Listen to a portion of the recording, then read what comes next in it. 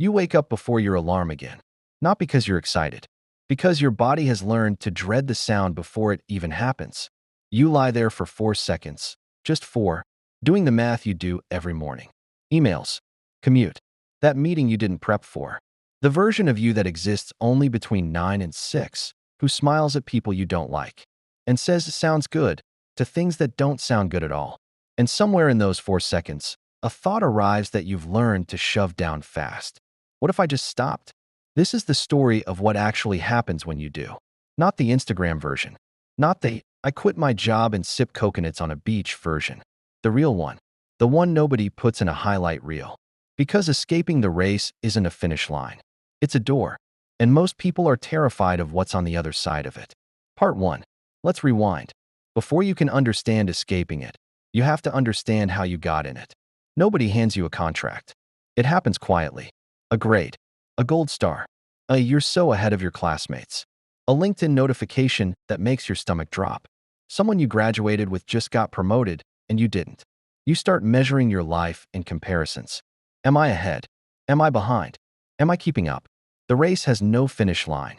There's no level where a voice says, "Congratulations, you've made it. You can rest now." There's only the next rung, the next title, the next number. That was supposed to make you feel different, and somehow never does. You don't decide to run this race. You just wake up one day already running, and you don't even remember when it started. Part 2. For most people, there's a moment, a specific one.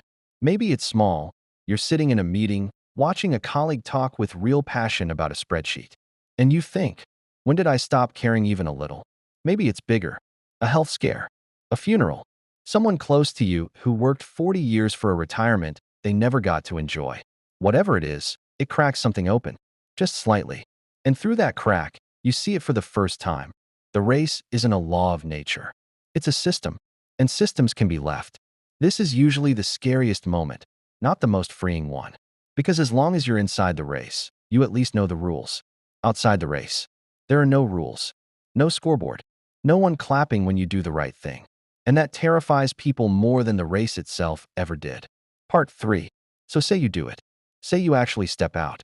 You leave the job, cut the hours, walk away from the identity that came with constant striving. Here's what nobody tells you. The first feeling isn't triumph. It's silence. Loud, uncomfortable silence. For years, your nervous system has been calibrated to noise. Remove that noise and your brain doesn't relax right away. It panics a little. It goes looking for the next fire to put out because it doesn't know how to exist without one. Some people call this the day 9 crash. Around day 9 of actual rest, the guilt shows up. I should be doing something. I'm wasting time. Everyone else is still running. This is the part of escape nobody puts in the highlight reel because it isn't inspiring. It's just true. But if you sit in that discomfort instead of running from it, something starts to shift. Time stops being a resource to optimize and starts being just time. A slow coffee is no longer unproductive. It's just a coffee. You notice whether you finish a thought all the way through instead of abandoning it for the next ping. Your attention, which the race had fractured into 1,000 tiny pieces, starts coming back to you, slowly, like a muscle that remembers how to work.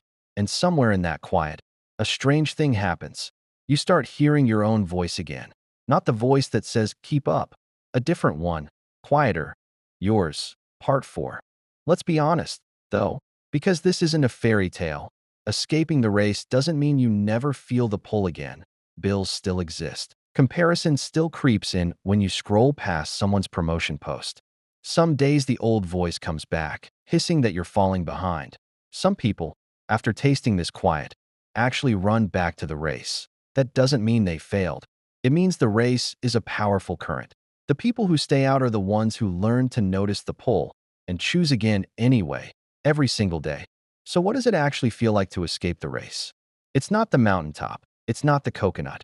It's realizing the finish line you were sprinting toward was never real. And the moment you stop running isn't the moment you lose. Not, am I ahead, just, am I here? And for the first time in a long time, why?